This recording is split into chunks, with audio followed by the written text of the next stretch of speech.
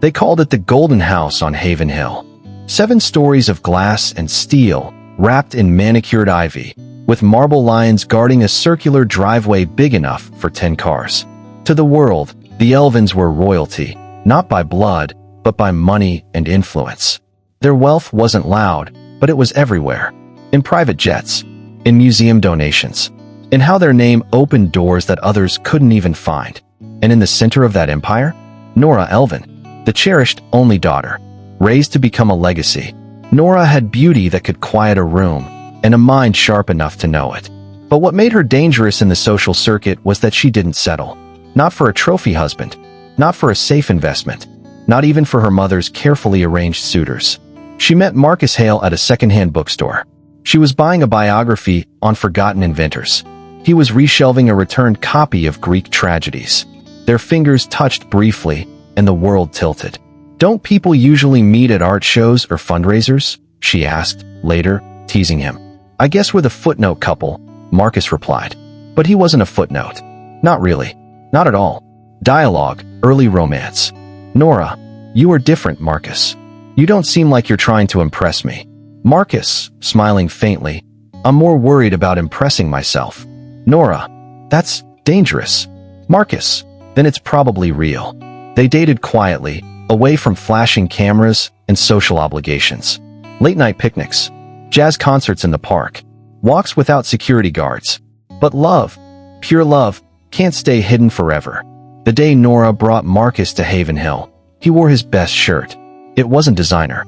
It didn't need to be. He had that understated confidence that made people wonder. But Eliza Elvan saw right through him. Or so she thought. The moment she shook his hand, she smiled, and then dropped her gaze to his shoes. Loafers without socks? Interesting. That was the beginning. The beginning of a war fought in smiles, backhanded compliments, and subtle sabotage. She hated Marcus. Not because of anything he said, but because of what he didn't say. Because he didn't flinch under pressure. Because he didn't grovel. Because her daughter loved him more than the legacy she had been groomed for. She called him that boy with the bookstore job. That polite leech. The man who thinks charm is currency. And eventually, "You shall leave my daughter immediately. You are a piece of trash who isn't worthy of her." Marcus took it all. Quietly. Every insult. Every calculated embarrassment at family dinners. Every time she introduced him to guests as Nora's friend. Marcus Hale was born in the hush of disappointment and rain. He grew up in a quiet apartment above a tailor's shop in the crumbling edges of Bucharest. His mother, Anna, worked 14 hours a day, mending rich men's clothes with tired fingers and a crooked back. His father? Gone by the time Marcus was 3. A faded photograph. A story told with a sigh. That was all he had. Yet there was warmth. Even in winter. They didn't have much, but Anna taught him how to make soup from bones, how to stretch a candle's life, and how to never bow his head to anyone who confused wealth with worth. "We don't beg," she'd say, brushing flour off his cheek. "We become." That was their motto, and Marcus believed it, until the day the envelope arrived. Flashback, age 15. It was raining. The lights in the hallway flickered when the man in the tailored gray suit knocked on their apartment door. "Marcus Hale?" the man asked. Marcus nodded, confused. The man said nothing else. He handed him an envelope, thick, sealed with wax, and left. Inside was a letter, a card, and a key to a vault in Zurich. It was from a man named Victor Hale. "You do not know me," the letter read, "but I am your uncle, your blood, and you are my only heir." Victor was a ghost in the business world, a myth, a recluse, a genius. He owned shares in early tech empires, controlled shell corporations with fingers in biotech, AI, and aerospace. Marcus hadn't known he existed, but apparently, Victor had known all about him. Dialogue, teenage Marcus and his mother. "Marcus, why didn't you ever tell me?" Anna, whispering, "He didn't want to be found. And I didn't want you to grow up with his shadows." Marcus, "So what now?" "I'm just rich." Anna, "No, Marcus, you're still you. And that's worth more than all the vaults in Zurich." When Victor died 4 years later, the truth hit harder. Marcus inherited everything. Over $400 million in assets. Properties. Digital currency. Intellectual property. Patents. He didn't touch any of it. Not at first. He left Bucharest. Moved to London. enrolled at a small university under a false name. He lived in a shared apartment with creaking floors and cold water. He took a job at a used bookstore. He wanted to earn a life that was his. No money, no safety nets, no legacy. He wanted to find out who he really was before the world handed him a crown. And that's where he met Nora.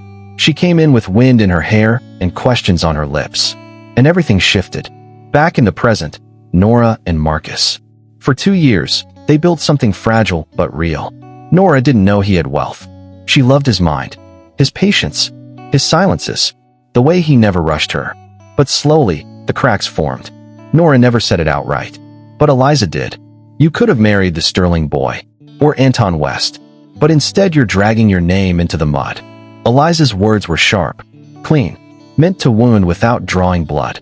At galas, Marcus became invisible, introduced as a friend, passed over for handshakes, mocked in whispers.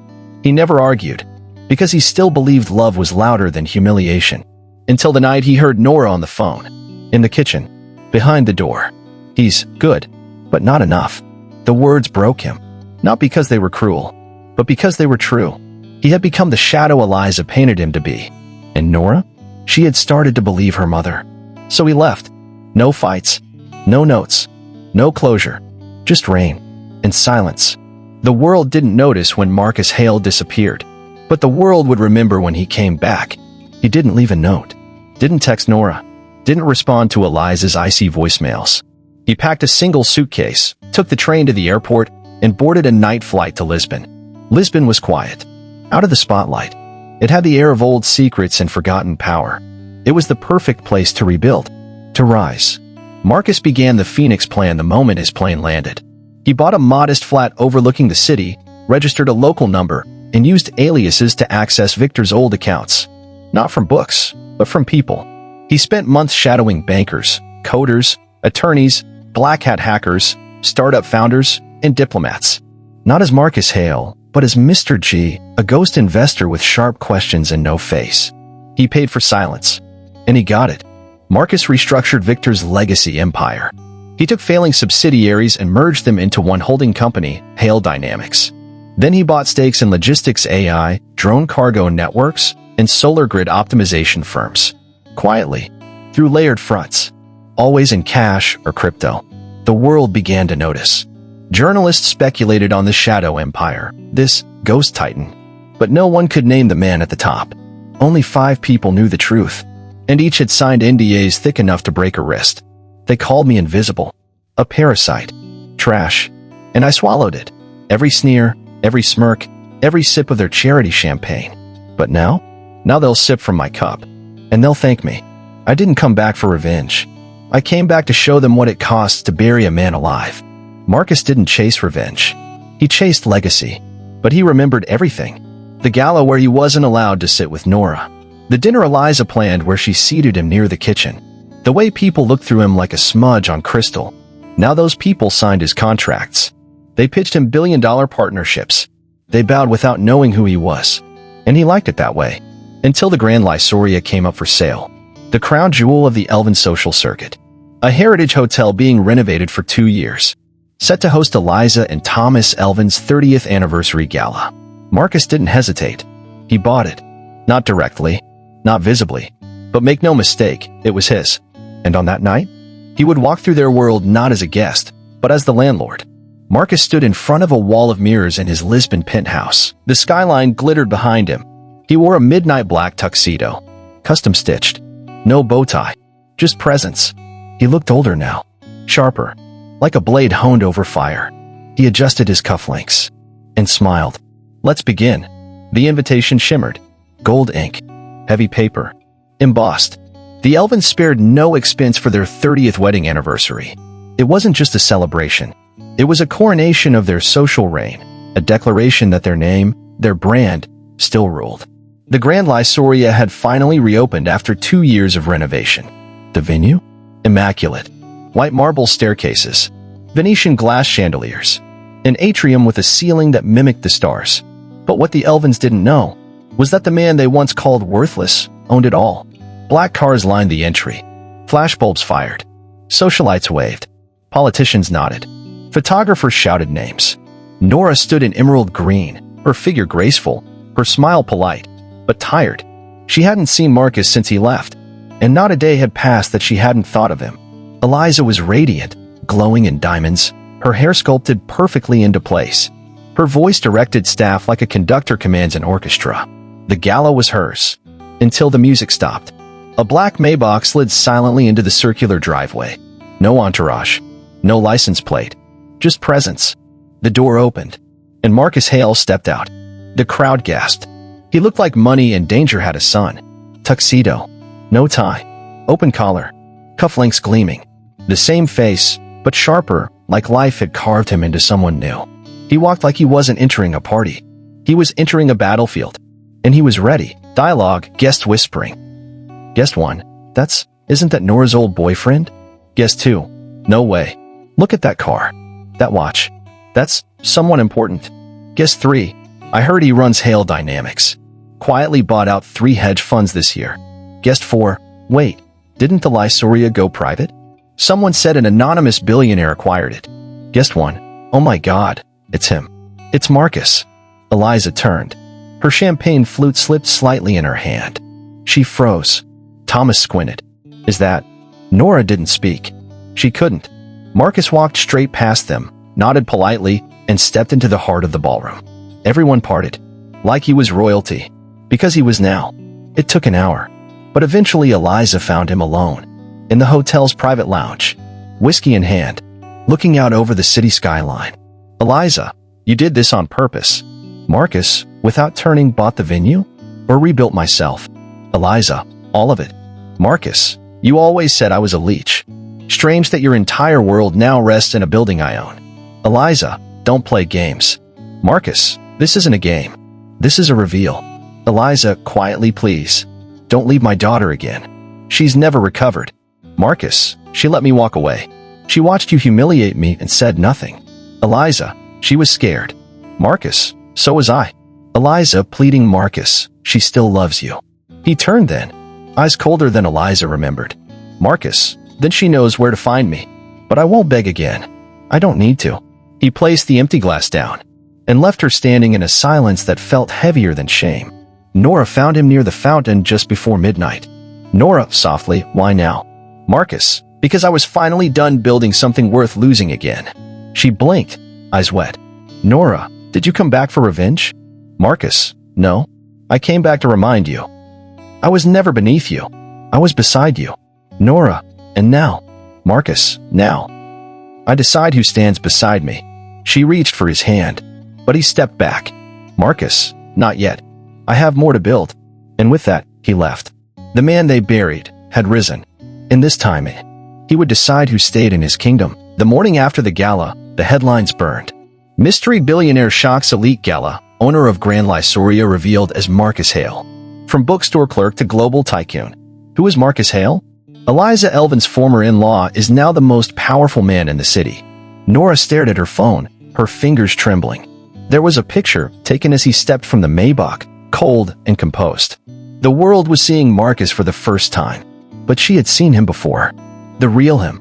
The man who read poetry at 2 a.m. The man who made coffee by humming to himself. The man who walked away from her with pain in his eyes and silence in his throat. She thought she'd buried that version. But now, she realized he hadn't disappeared. He had transformed. Eliza sat at the breakfast table, uncharacteristically silent. Her pearls were still on from the night before. Her lipstick faintly smudged. Thomas, across from her, folded the newspaper with a grim face. Thomas, you pushed him too hard. Eliza, he was nothing. Thomas, he was silent. There's a difference. Eliza, you think I didn't see it? The way Nora looked at him? He made her weak. Thomas, he made her honest. She didn't reply, just reached for her coffee and realized it had gone cold, like everything else around her. Marcus stood by the glass wall of his top-floor suite. Below, reporters swarmed. Cameras, microphones, curious eyes. He hadn't spoken publicly. Not yet. 1,000 emails. Boardroom requests. Interview offers. Everyone wanted the ghost billionaire to speak. But Marcus had nothing to prove. Only one decision to make. Whether he would let the past rest, or confront it fully. His assistant, Lena, entered. Lena, We've got 5 major networks offering prime time. 2 want to do a docuseries. Hale Dynamics stock is up 12%. Marcus, I'm not interested in television. Lena, what are you interested in? Marcus, quietly closure. She called. No answer. She wrote letters. Sent them to his office. No reply. She tried to walk into his building. Security turned her away. Not because Marcus told them to, but because she had waited too long. Marcus, if you ever read this, know that I'm not asking for a second chance. I'm asking for the truth. I loved you. I was just too afraid to fight for you. And I watched you vanish because it was easier than holding you through the storm. I was wrong. I'm sorry. And if there's still a corner of your heart that remembers me, I'll be here, waiting. No expectations. Just hope. He read the letter 3 times, then set it down beside the glass of untouched bourbon. Hope, he whispered. After all this time, she hopes. He didn't cry. He didn't rage. But his hands trembled. Because love, real love, doesn't die. It waits. Sometimes in silence. Sometimes in pain. And sometimes in the shadow of a man who forgot how to forgive. There are things money can fix. A broken company. A failing heart. A sinking legacy. But there are some things it cannot reach. Love. Forgiveness. Peace. Marcus stared at his own reflection in the towering windows of his Lisbon estate. Behind him, Hale Dynamics hummed like a living organism, servers blinking, assistants running reports, analysts debating deals worth billions. But inside him, silence. The jet touched down just after dawn. He didn't tell anyone. The cemetery was tucked away in the hills above Bucharest. Quiet. Unchanged. The same cracked stones. The same overgrown vines. He knelt before the modest headstone. Anna Hale, loved. Missed. Unbowed. Marcus, whispering, I did it, Mama. I became everything you believed I could, and now I don't know what any of it means. Wind rustled through the trees. He pressed his forehead to the stone. Marcus, they saw me. Finally. But the ones who mattered most? They were gone by then. Flashback, Anna's final days. She had been sick. Slowly. Quietly. And Marcus had been too far, too busy. By the time he returned, she had only days. Anna, smiling faintly, you always wanted to do good. Not just well. That's rare. Hold on to it. Marcus, what if I've held on to nothing but pain? Anna, then let go, my boy. Let go before it turns you into someone else. She died the next morning. He hadn't cried then. He hadn't known how. Nora was back in the spotlight. But this time, she wasn't chasing legacy. She was funding scholarships, starting her own foundations, naming buildings after her mother's seamstresses, changing the very system that once tried to mold her. But every night, she wrote in a journal, not about Marcus, but to him. I learned what strength really is. Not power, but peace. I hope you find it too. I hope you know you were always more than what they saw. It was a business summit. 1,000 voices. Endless champagne. Everyone trying to prove something. And then he saw her. Nora. Hair longer. Eyes softer. Smile sadder. They didn't speak at first. Just stared. And then she walked up. Nora. You look like the future. Marcus. Gently. You look like everything I lost. Nora. Maybe we can still find something. Even now. Marcus. Even now. I don't know who I am without the fight. Nora. Then stop fighting. Just be. They stood in silence. Not lovers. Not enemies. Just 2 people. Older. Wiser. Scarred. And healing. The first step to changing a legacy is knowing when it no longer belongs to you. Marcus Hale stood at the threshold of another deal. A mega acquisition. 3 countries. 4 industries. $7 billion. He should have been excited. But all he felt was tired. He had built an empire strong enough to rival nations. But it was empty if it died with him. So he walked away. The crowd waited for the usual business jargon. Instead, Marcus stepped to the microphone and said, Legacy isn't about domination. It's about contribution. Power is a mirror. And if you stare too long, you forget what your face looked like before you wore the crown. The room fell silent. People leaned in. I made my fortune by staying invisible. But I plan to spend the rest of it being fully seen. He walked off stage to thunderous applause. 1 week later, Nora received a sealed envelope. No note. Just documents. The Marcus Hale Foundation. Endowed with $1.3 billion. In her name. Its mission? Grant access to education for first-generation students in over 20 countries. Attached was a single line, handwritten. Use this to build what we never had the chance to. Eliza Elvan sat in her solarium, old, alone, watching a press conference. Marcus on stage, announcing new global initiatives. And he didn't mention her name once. She poured herself tea, whispered to the empty room. You won, Marcus. But you did it without becoming me. And for that, I thank you. They walked along a rocky path overlooking the sea. Nora had grown. So had he. But what bound them now wasn't fire. It was something slower, stronger. Nora, you really think you can change the world? Marcus, no. But maybe I can change someone's world. One at a time. Nora, that sounds like something my mother wouldn't approve of. Marcus, smiling, then it must be right. They both laughed, gently, then fell into silence. Hand in hand, not needing promises. Just presence. Forgiveness isn't owed. It's earned. And Nora Elvan knew. If she ever wanted to be in Marcus's life again, she'd have to rebuild, not just return. The night after the gala, she cried. Not from shame. From clarity. I let fear dictate love. And now I've lost both. She stood before a mirror, removed her makeup, looked herself in the eye. You are not your mother.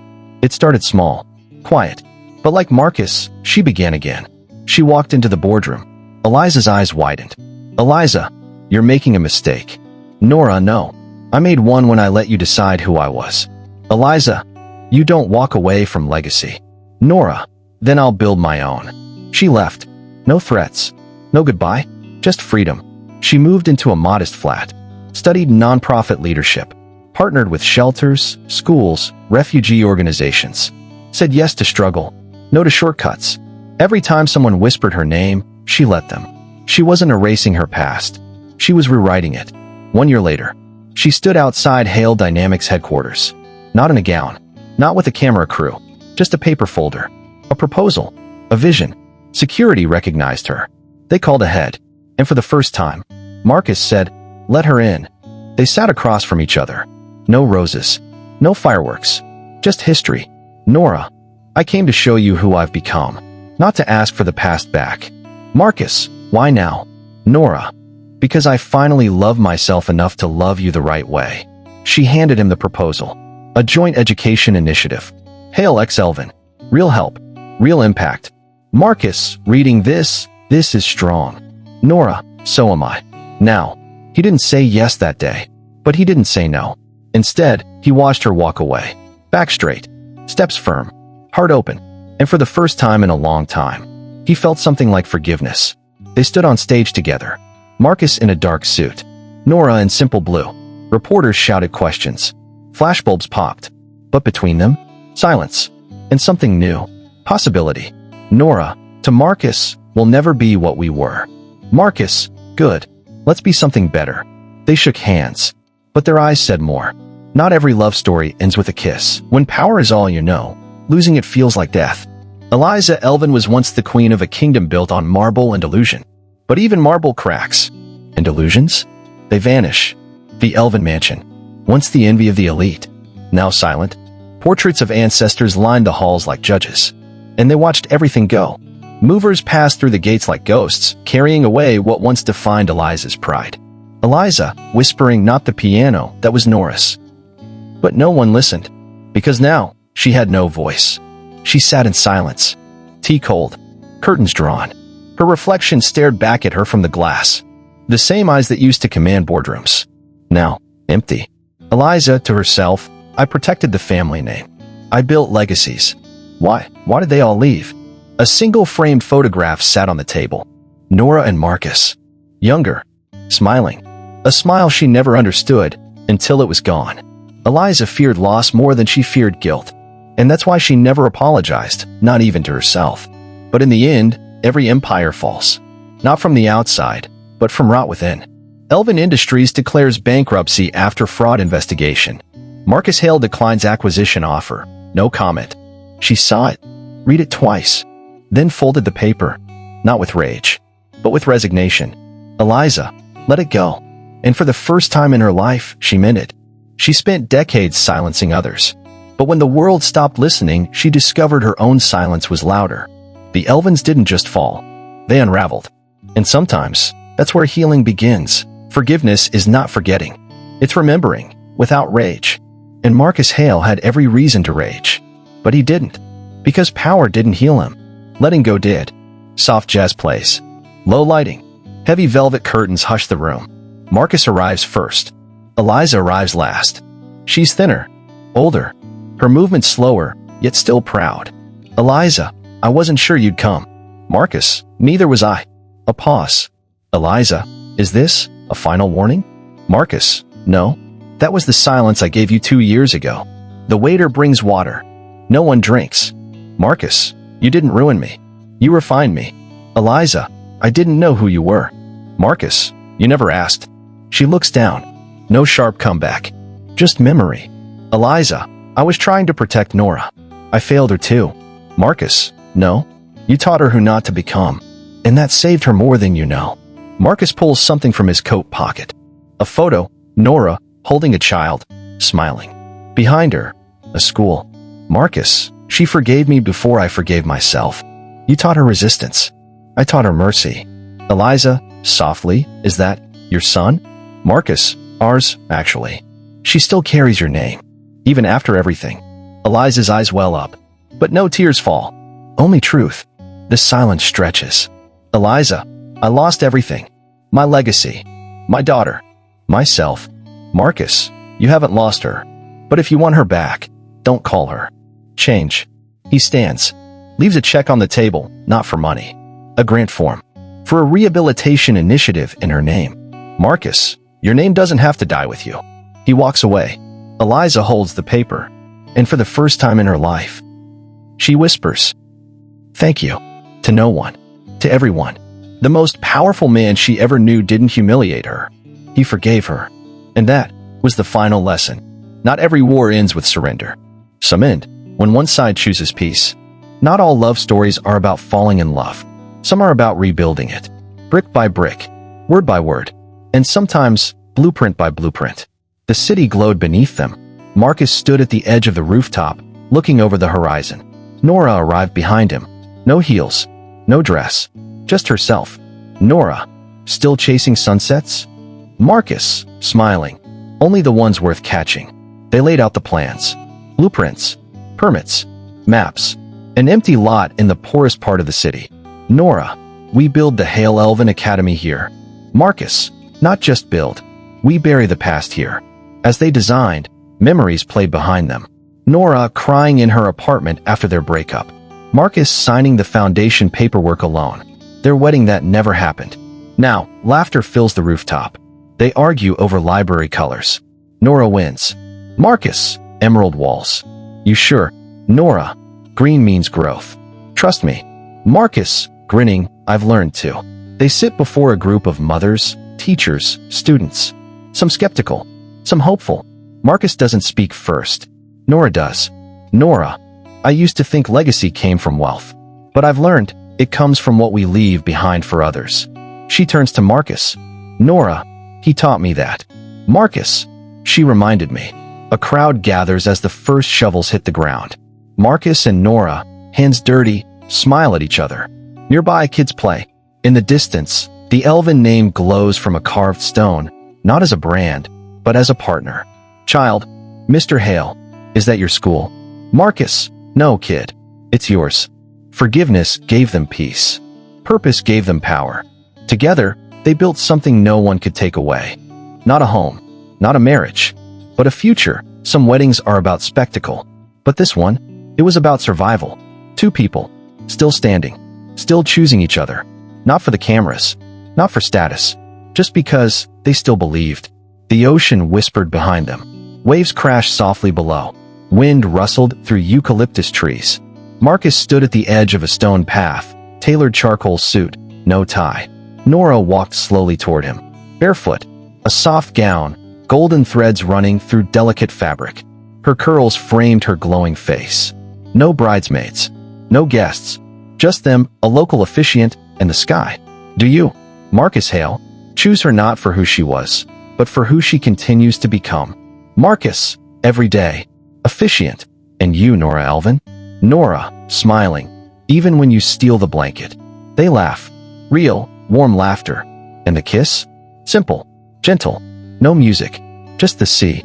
They dance barefoot under fairy lights strung from olive trees.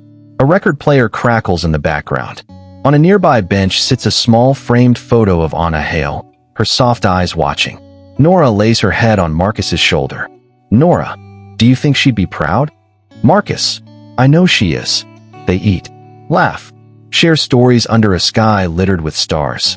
Before they leave, they return to the cliff's edge.